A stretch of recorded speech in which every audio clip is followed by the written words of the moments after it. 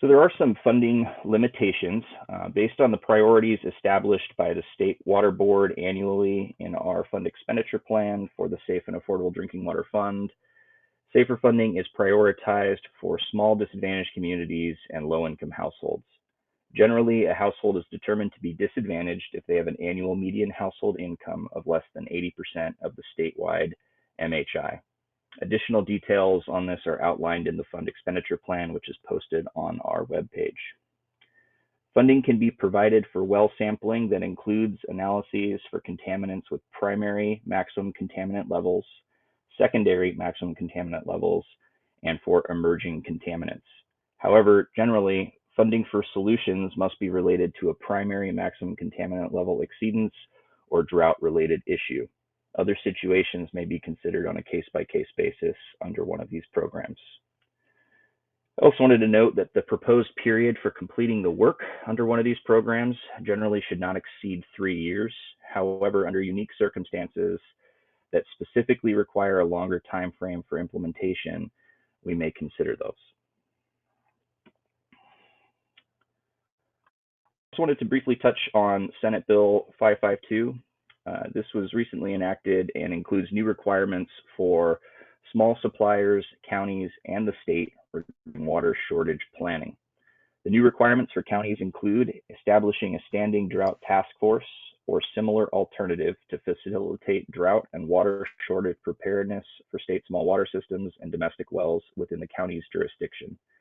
It also includes the development of a drought and water shortage plan that includes information regarding the potential drought and water shortage risk within the county, as well as proposed interim and long-term solutions for state smalls and domestic wells. State Water Board funding via the countywide and regional funding program may assist with addressing local issues identified in implementing these requirements. I also wanted to note that the Department of Water Resources plans on hosting workshops for counties to provide a more detailed overview of these new requirements, additional guidance, and funding assistance that may be available. In addition, there are new requirements to report to the Division of Drinking Water regarding water quality data associated with state smalls and domestic well users. New funding needs may be identified as part of that effort to further assist state smalls and domestic well users. We'll take a quick break to respond to any questions that we've received in the chat on the targeted scope of these programs. I did just want to note that we will be going into more details on the application and reimbursement process in the coming slides.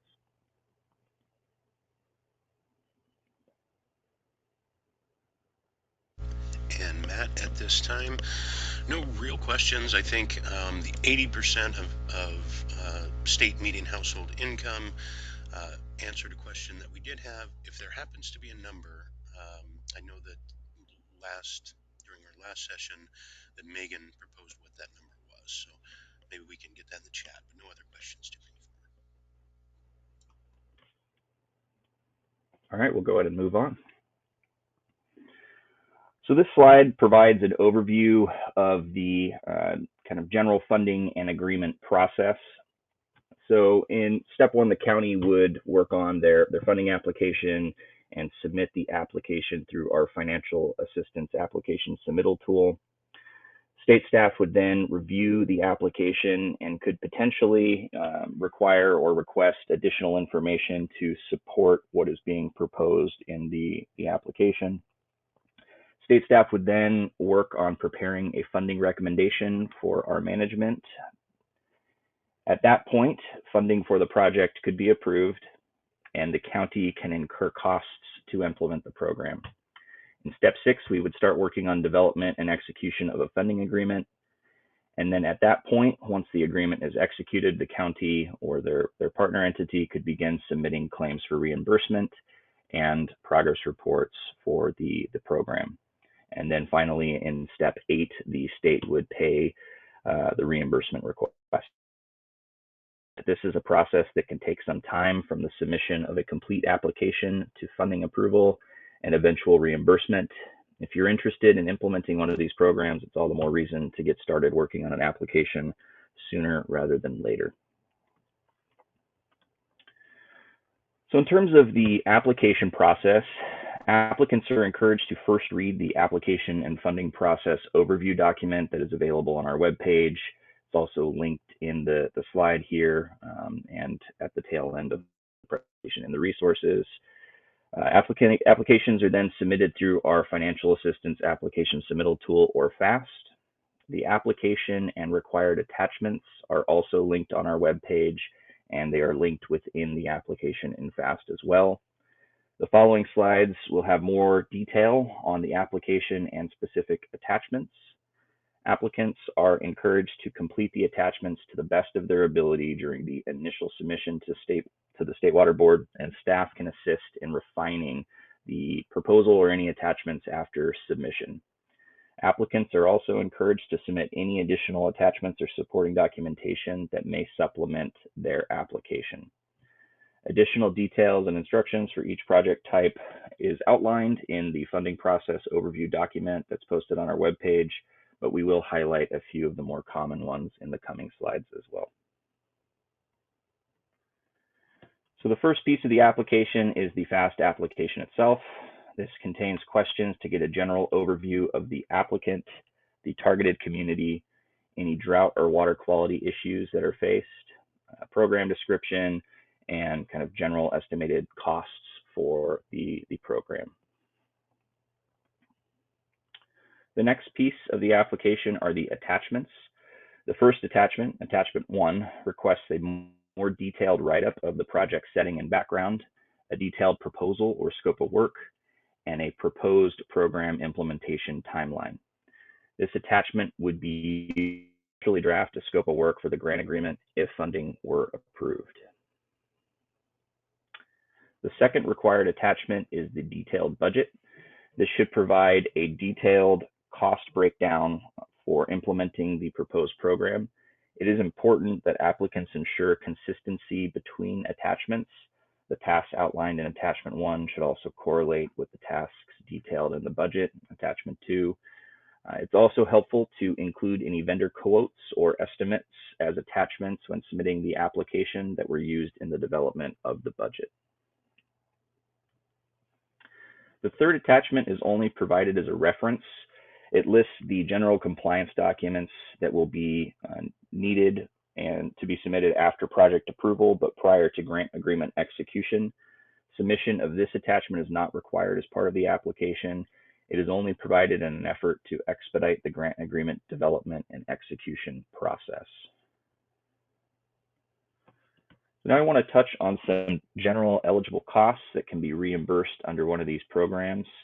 I will then touch on specific project types, and again, more details on this can be found in the application and funding process overview document. So some general costs that can be included for reimbursement under one of these programs includes any personnel or direct staff time that's spent on the project, including administration, outreach, coordination with vendors or contractors, as well as enrollees. I did want to note that the labor rates can only include salary plus fringe benefit. You can also include any operating expenses. These would be supplies and equipment needed to implement the project. Any professionally contracted services, which would be work completed by vendors, subcontractors, or consultants, can be included. Any essential project related travel, but do note that any rates claimed for travel expenses must meet those set by the California Department of Human Resources. We include a link here for where you can find more information on that. Then indirect costs, which are non-project specific costs of doing business, can be included, but they must be clearly broken down as to what is included in those indirect costs. So in terms of eligible costs for a bottled water program, would include the purchase and delivery of bottled drinking water, typically in 5-gallon containers. There are some exceptions to that may be allowed with prior project manager approval for residents that cannot lift the 5-gallon containers due to health conditions or things along those lines. Typically allow for 1 hand pump per household, and there is a maximum allocation of 60 gallons per household per month. Next, if you're interested in implementing a tanks and hauled water program, We would allow for the purchase, delivery, and installation of temporary water storage tanks for households. And this would include any booster pumps or electrical work necessary to get them connected. The purchase and delivery of hauled water. I do want to note that the water that is hauled must be from a permitted source and must be hauled by a certified. We typically have a maximum allocation for water hauling of 50 gallons per person per day under one of these programs. And finally, these are some examples of eligible costs for a domestic well repair or replacement program. It includes the water quality sampling and laboratory analysis, any design that's necessary, permitting and connection fees, the new well construction, well replacement, or well rehabilitation and repair, the distribution and conveyance pipelines up to the point of entry of the household. Some limited consolidation efforts, again, can be included under these types of programs.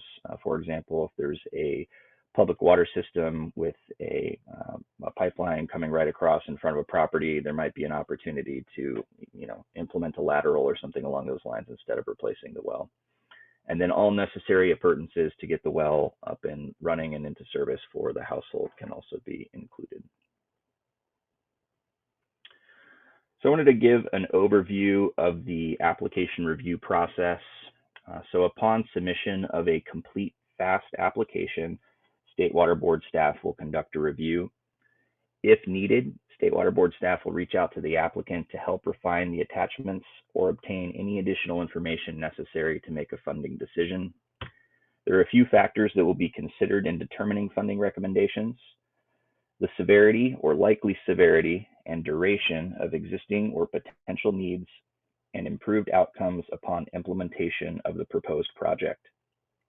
Cost effectiveness and feasibility of the proposed solution, and complementary actions being taken or planned in order to implement long-term solutions, if applicable.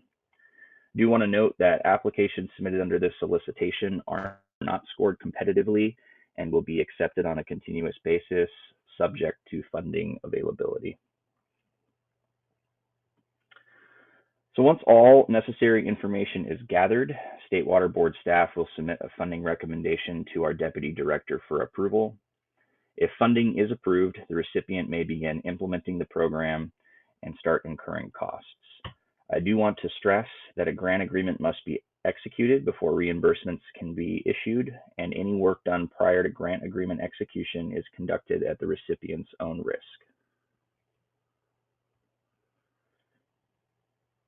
So I want to give a little bit of an overview on the grant agreement and reimbursement process. Once a project is approved, the next step is to develop and execute the grant agreement and then begin implementing or issuing reimbursement. So in step one, State Water Board staff send out a welcome package outlining the documents that will be needed to begin grant agreement negotiation and execution.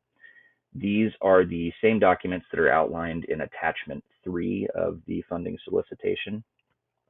In step 2, State Water Board staff will collaborate with the recipient to develop the grant agreement scope of work. Again, the scope of work is drafted based upon the information that is provided as part of attachment 1 in the solicitation.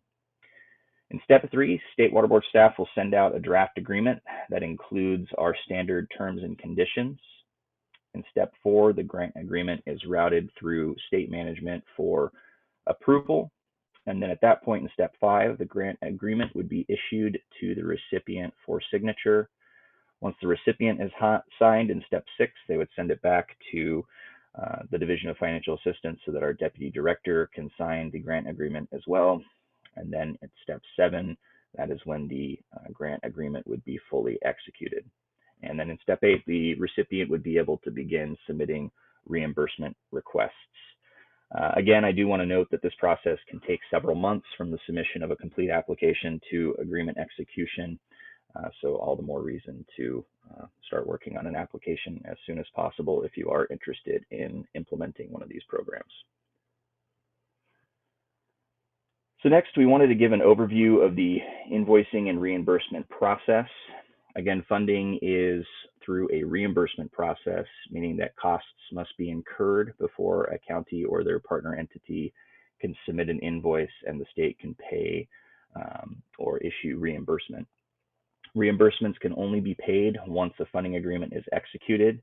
The county must be prepared to cover upfront costs for several months until the agreement is executed. Invoices and progress reports are typically due quarterly, within 45 days following the end of each calendar quarter. An example would be an invoice and progress report covering a July to September and a billing period and program implementation activities. It would be due on November 15th, which is 45 days following the end of that period, which was September 30th. All invoices must be accompanied by a progress report describing activities conducted during the quarter. Invoices and progress reports must be completed using a template provided by a project manager with the State Water Board's Division of Financial Assistance. Reimbursements are typically paid out within 45 days of submittal, assuming no disputes are required. Any disputes would stop the payment clock. Disputes can include calculation and date errors on invoice forms, missing backup documentation, billing for ineligible costs, billing at rates that exceed those outlined in the detailed budget, and inadequate progress reports. Those are just some kind of key examples of dispute reasons. So next, I just want to touch on some next steps. So if a county or partner entity is interested in implementing one of these programs, I would suggest starting by kind of reviewing the application and funding process overview document that is available on our webpage. We provide a link here, which would be in the attachments that are in the GoToMeeting platform. At that point, you would prepare and submit an application through our financial assistance application submittal tool. And if funding is approved, begin program implementation and the grant agreement negotiation process. Include my contact information here. If there are questions regarding the solicitation or next steps, feel free to give me a call or send me an email. I also wanted to touch on some other relevant funding that is available through the State Water Board. We do have technical assistance programs. These are implemented by third-party providers and are intended to help small disadvantaged communities that impacted with drinking water-related needs, including communities served by domestic wells. Some examples of the assistance provided include project scoping, engineering and environmental analyses, legal assistance, assistance with consolidation projects, and funding application preparation. I include the email here if there are questions regarding our technical assistance program. We also have some long-term solution funding, which is grants or loans for planning and construction, which is available through our Drinking Water State Revolving Fund, as well as a safe and affordable funding for equity and resilience programs. Funding through this could potentially help small disadvantaged communities implement consolidation or other long-term solutions. And there's more information regarding those programs and how to apply at the links provided here on the slide. We've also included a couple general drought-related resources in the presentation here for you folks. A lot of good information there regarding our funding programs, as well as the Department of Water Resources, as well as the dry well reporting tool. So coming up next, we'll have some of our partners from Self-Help Enterprises and RCA here to provide an overview of the resources that are available through their existing programs, as well as discuss some of the successes and lessons learned in implementing those programs. We also have some representatives from the Governor's Office of Emergency Services here to provide an overview of their role in emergency response. And with that, I'll hand it back to you, Michael. Thank you, Matt. We did have one question as we get ready to transfer over to a presentation by Self-Help Enterprises. Could the grant cover permitting costs for tank installation? My understanding is yes, but I wanted to know if you could speak to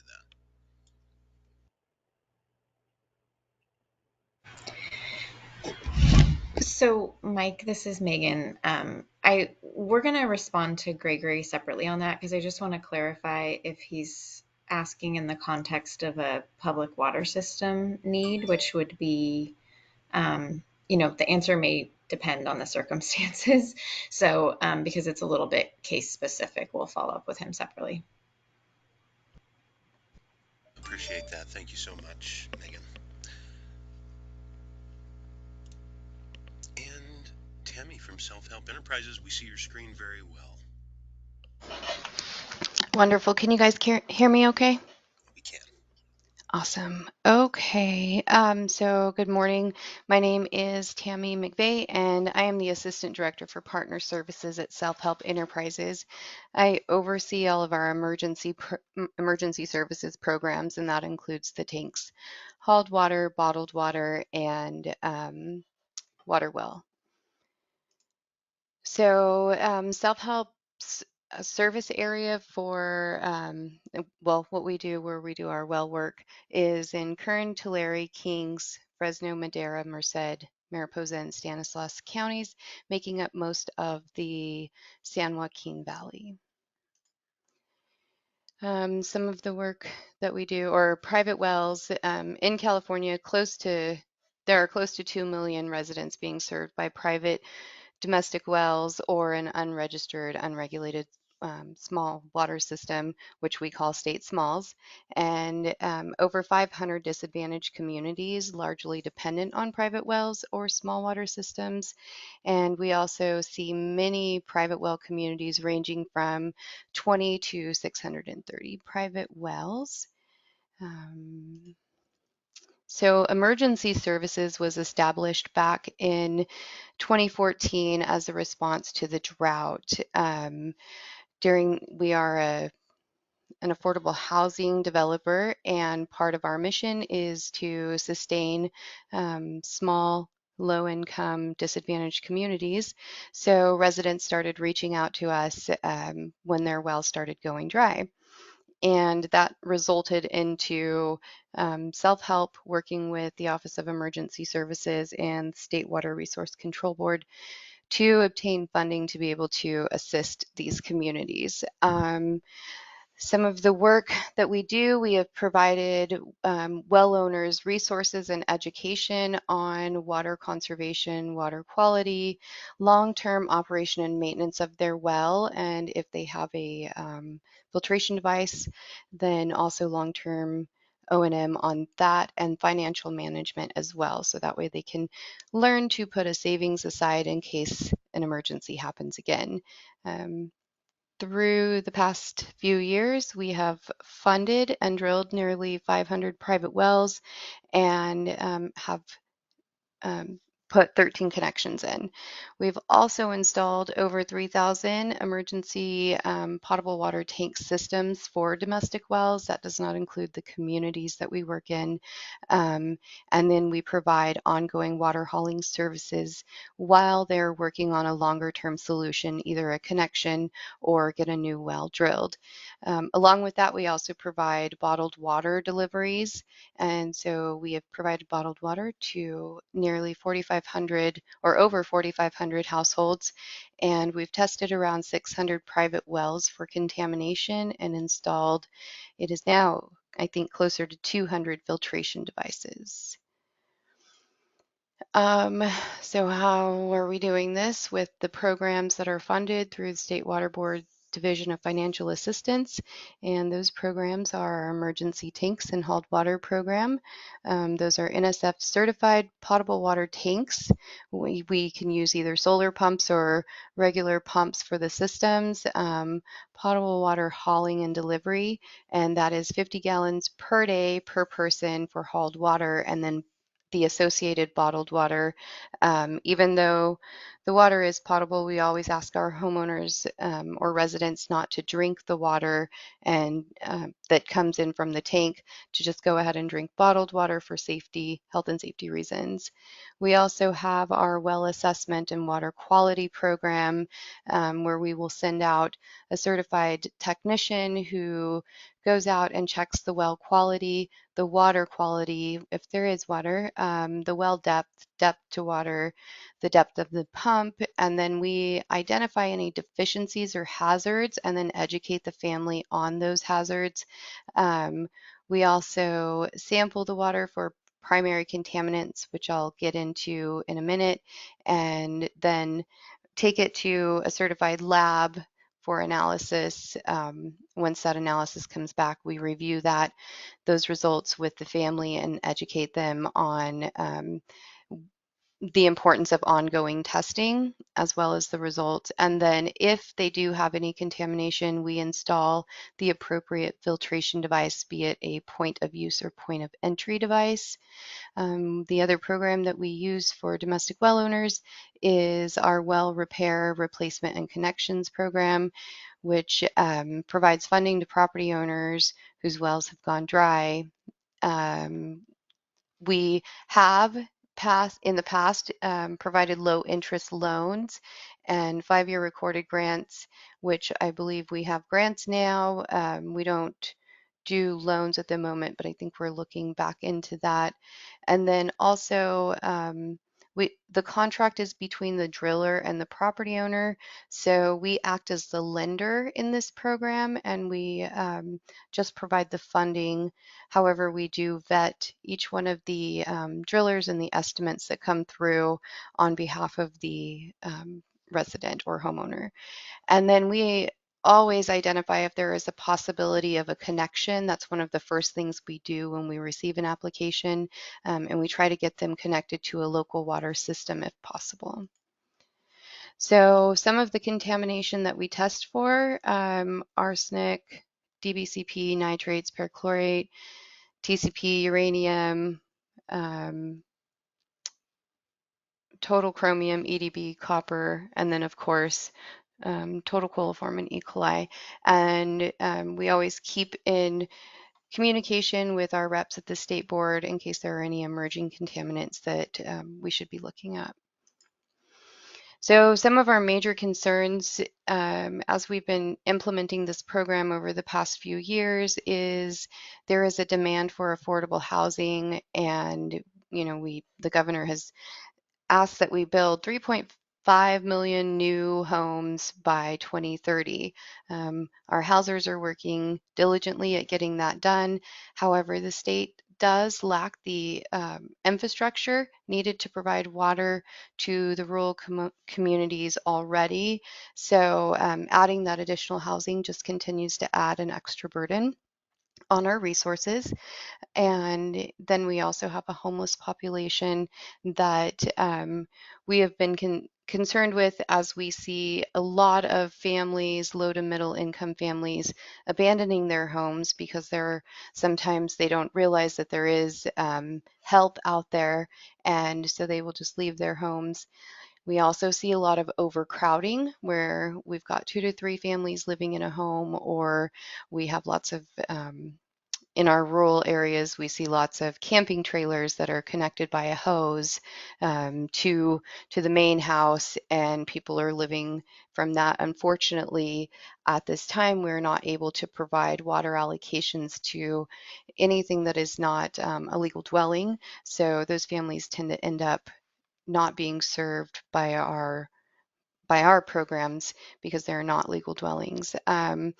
We also have seen in one of our counties alone that we service, we had an 86% increase of domestic violence reports in 1 year. A lot of that has to do with overcrowding issues.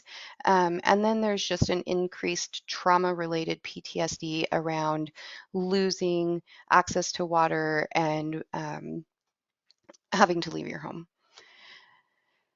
So some of our other major concerns are the economic impacts, because dry wells equals zero value for homeowners. So it's very difficult for a homeowner to go out and obtain any type of loan. Usually it is a personal loan with really high interest rates. And then they become a transient society and we cannot keep track of the residents.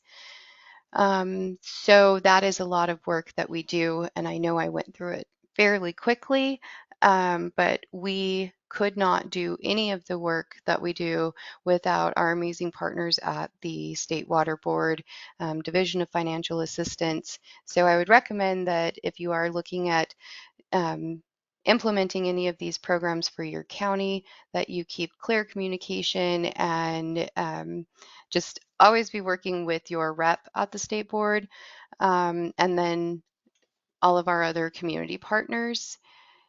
So I believe, yes, how to find us. So if you have any questions on our programs, they are listed on our website, and you can find us on Facebook, LinkedIn, and we also have emergency lines for residents to find us, that during the height of the drought, we keep our tanks and hauled water emergency drought support line on at all times. So that's after hours and on weekends. My next slide. Oh, and that is it. Are there any questions?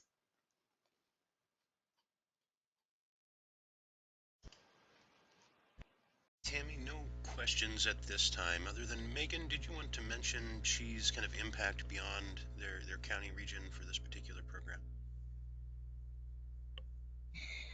I think Matt will cover that in his closing comments, so Okay, we should be good. wonderful, thank you. And thank you, Tammy. I'm going to turn it over for another kind of program review in the way that we have assisted in dealing with both water quality and drought related issues. I'm going to turn the presentation over to Stephanie from RCAC.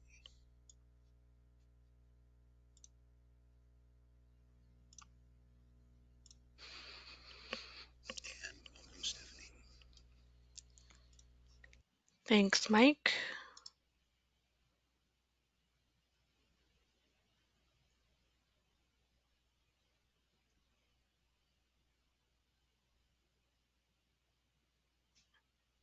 And I'm trying to share my screen.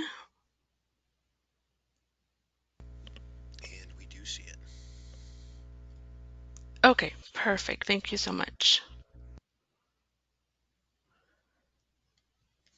Okay, thank you. So today we're just going to share a little bit about our Bottled Water for Schools program.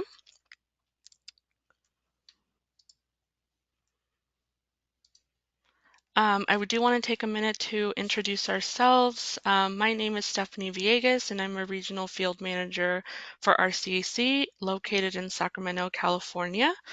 And I want to give some time for my colleague Sarah to introduce herself. Thanks, Stephanie. I'm Sarah Camerano, a Rural Development Specialist at RCAC, and like Stephanie, I am also located in the Sacramento area. Thanks, Sarah. So we'll jump right into the program. RCAC is implementing the statewide Bottled Water for Schools program, which is funded through the California State Water Board's Safe and Affordable Drinking Water Fund. We began working on the program with the State Water Resources Control Board in 2020. And RCAC has recently been working with the State Water Board to extend the end date of the program from 2/28/2022 to our new end date of 2/28/2024, as we continue to see a need from schools needing bottled water. The program funding covers purchase and delivery of bottled drinking water in 5-gallon containers, as well as other necessary supplies to local education agencies, or as we call them, LEAs. And if you can see here on the right side, we have an example of those 5-gallon containers of bottled drinking water. Eligibility includes sites that are schools serving kindergarten grades 1 through 12, preschools, and child daycare centers. Sites must have a current water quality impairment or supply issue, especially those that are affected by the drought.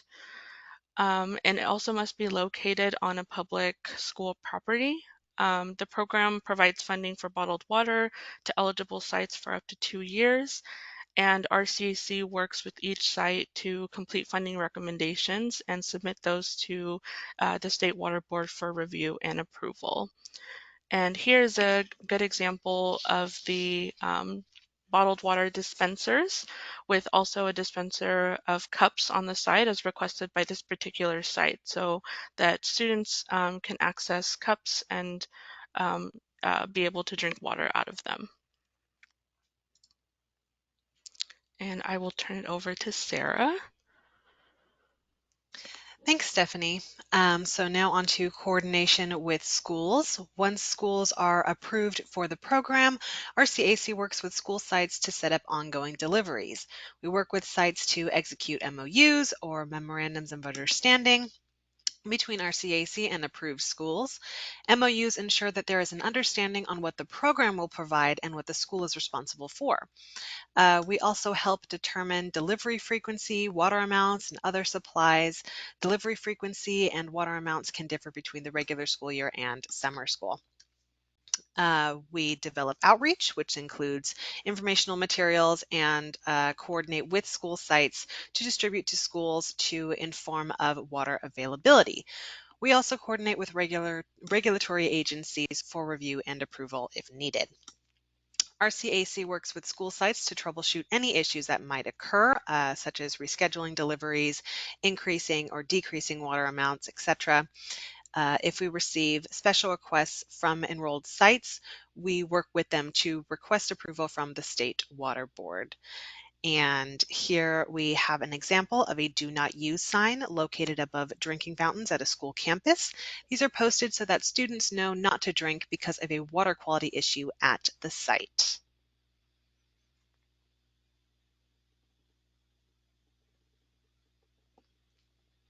And now on to coordination with vendors. Our CAC released an RFQ in 2020 when the program began to identify vendors for the program. Main thing we looked for was for vendor availability to service a large area in the state. We then executed contracts with our selected vendors and set up a master account with each one. This way vendors could provide us invoices for each school. Additionally, by contracting with vendors, we were able to negotiate prices and select the type of product that was available through the program as eligible and approved by the program. Our CAC coordinates with our selected bottled water vendors to set up deliveries and manage payment. Our aim is to leave minimal administrative burden on our schools. Our CAC sets up the ongoing deliveries on behalf of schools directly with vendors and maintain contact with schools to coordinate any changes as needed. We ask for a school map from each site to make it easier for the school to identify where dispensers are needed throughout campus. And here is an example of a map we developed with one of the enrolled schools. The map proves to also be useful to share with our vendors to deliver dispensers throughout campus, but not all vendors will provide this service, so ensure that you ask about this if needed at your site. And I'll pass it back to Stephanie. Thanks, Sarah. So we do want to share some of the challenges that we identified as we began implementing the program. We did see that most of the challenges we experienced were caused by the COVID-19 pandemic as we began working on the Bottled Water for Schools program in early 2020. One of the challenges was that we had a slow start due to the pandemic, and the slow start was really due to schools prioritizing moving students to at-home learning. So it really delayed getting sites enrolled and started with their deliveries. Once we began enrolling schools and students began returning to campus, we saw a lot of fluctuation in amount of water that the schools needed. The number of students varied week by week as some of the schools had hybrid schedules or they needed to send students back home and vice versa. As school administrators were focusing on challenges brought on the pandemic, and they did not need water immediately due to students being at home, they were also slow at responding to questions and inquiries that we had and providing us updates about what their current needs were. The pandemic has also continued to cause shortages in delivery drivers, which caused deliveries to be canceled or rescheduled last minute. Drivers can be out sick due to COVID-19 exposure, which causes those cancellations or last-minute reschedule of deliveries. The pandemic has also continued to affect the supply chain as supplies like dispensers, cups, and other items needed may not be readily available. We also experienced issues with vendors. When we first began working on implementing the program, we were unsure on how best to manage deliveries and relationships with our vendors to ensure smooth and timely deliveries. We identified issues that were brought on by COVID and affected our vendors and discussed ways to resolve them. And this is another example of a dispenser that's located at one of our school sites. So we also want to share some best practices that we identified and we developed as we face these challenges. A best practice we identified early on was to work with as few vendors statewide as possible. This was helpful in terms of streamlining delivery setup process, as vendors each have their own unique process.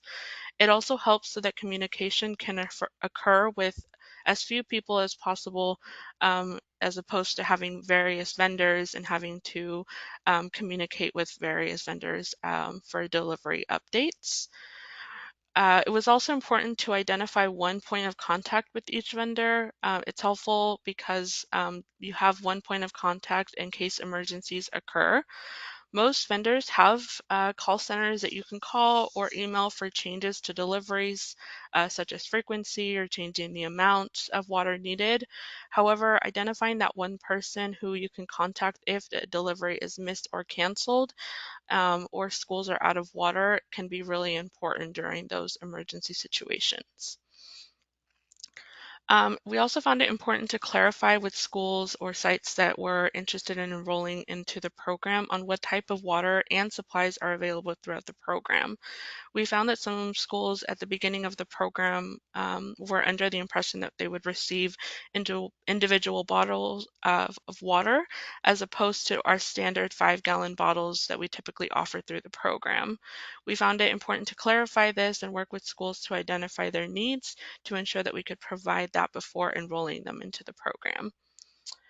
We also found it extremely important to establish relationships with schools enrollees at the beginning of enrolling them into the program. We have found that as the pandemic impacted the schools or the sites that were enrolled, it was important that we checked in frequently with each one of them to ensure that deliveries were being made and that they were receiving the adequate amount of water.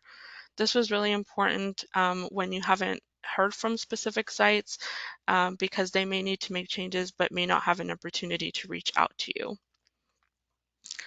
And lastly, it was also important to keep in frequent communication with the State Water Board program manager that you're working with to implement your program.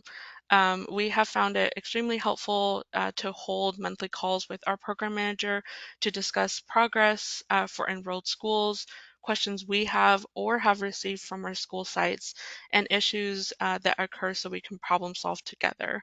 RCC also communicates any major updates via email with their program manager if they occur before or after our monthly call to ensure that we have that ongoing communication. And here's an example of a hand pump that we identified as important for some school sites. So the hand pump is the blue top that's located on this 5-gallon container on this slide, and we found that this was actually really helpful for school staff that were preparing meals, and it was easier for them to fill their meal preparation containers using this hand pump rather than taking them to the dispensers. And I just want to quickly share our contact information. So we have our email address as well as our program site in case you want to find out more information about our program. And just wanted to thank everyone for giving us space to talk about our program, and also thank Sarah for helping me present. And I will turn it over to you, Mike, unless there's any questions. Thank you, Stephanie. Don't see any questions here per se. We do have some links that are dropped in the chat. Thanks for kind of presenting in a way that we're dealing with, or that RCAC is trying to assist with these drought and or water quality issues, specifically for the schools in this point, or at this particular point. With that, I'm going to turn it over to John to present today on another perhaps funding resource that is available to you as a county. John, you should be able to take control.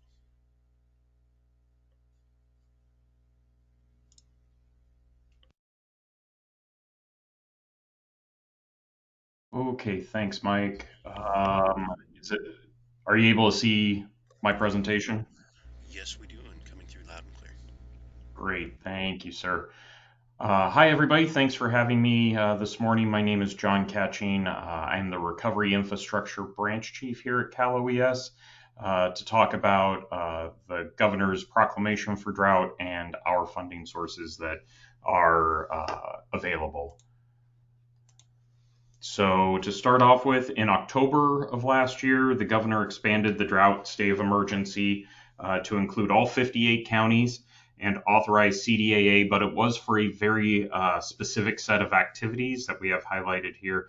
It is specific to the temporary emergency supply and delivery of drinking water and water for sanitation purposes. So before Cal OES can review a resource request or a request for California Disaster Assistance Act funding, that's CDAA, for reimbursement purposes, our staff have to coordinate with water boards and the Department of Water Resources to ensure that those agencies have reviewed the request and have determined that there isn't a funding opportunity available through one of their programs. Once it's been determined that neither of the water agencies can assist, the request can be reviewed here at Cal OES. So under Executive Order N1021, as mentioned before, the eligible costs are for temporary emergency water supply and delivery of drinking water and emergency water for sanitation. Just some examples of costs that are not currently eligible under the disaster declaration is income, fee, revenues, wages, or rents lost or voluntarily waived, activities or costs associated with permanent work, distribution of water to businesses. And I want to make sure that everyone's clear on California Disaster Assistance Act funding. It is a reimbursement program. Funds are provided after costs are incurred and the work is determined to be eligible.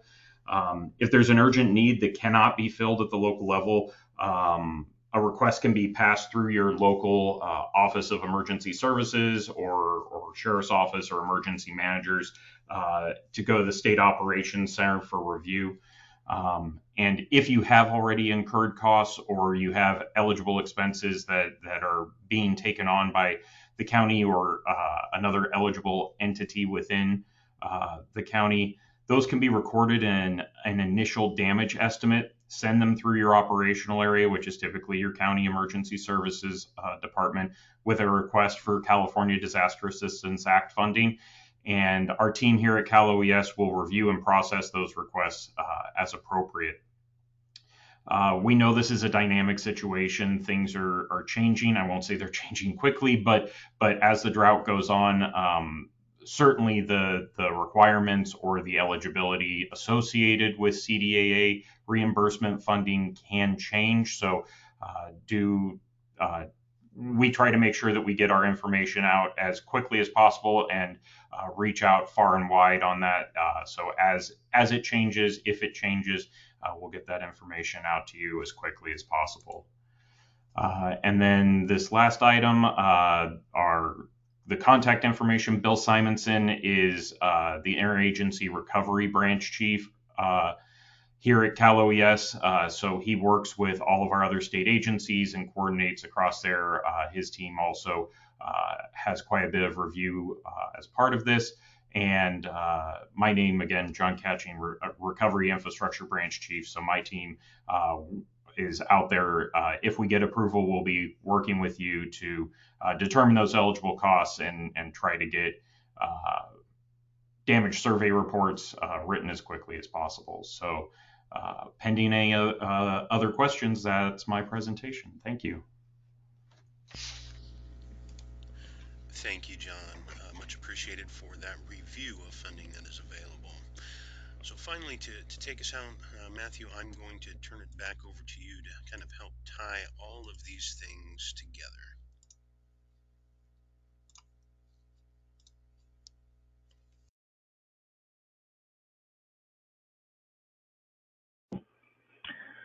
All right.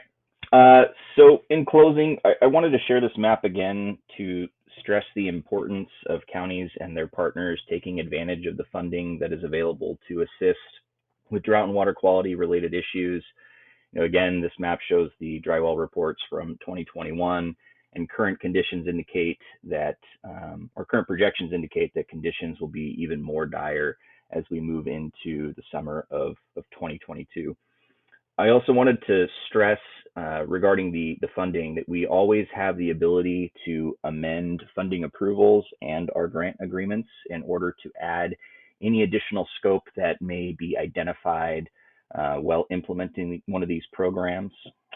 But it is important to be sure to get any of those drought-related response requests into us as soon as possible to be better positioned to respond to drought needs this summer statewide. I also just wanted to quickly touch on the next steps again. If you are interested in pursuing this funding, be sure to review the application and funding process overview document that's posted on our website. Feel free to reach out to myself or others that were on the presentation today in terms of next steps and any questions that you may have in preparing your application. Get that proposal submitted through our financial application tool fast. And again, if funding is approved, at that point you'd be able to begin implementation of the program, and we would start working on negotiating a grant agreement with you. I also wanted to mention that we have partnered with Tammy and her team from Self-Help Enterprises to have them be able to provide some more kind of directed one-on-one consultations with counties and their partner agencies to kind of aid in the development of one of these funding programs. If you are interested in getting more information regarding this, feel free to reach out to myself and we can get you in touch with Tammy and her team at Self-Help. And with that, I just want to thank folks for attending today, and we look forward to working with you all on the development and implementation of these funding programs.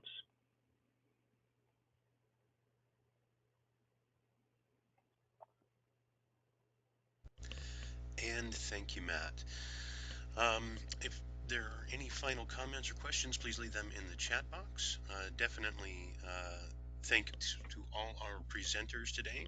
I would ask that you please make sure and download the materials, which will have some pretty critical links and contact information in them as we talk about individual programs, and please use that as a resource. Any final comments or questions?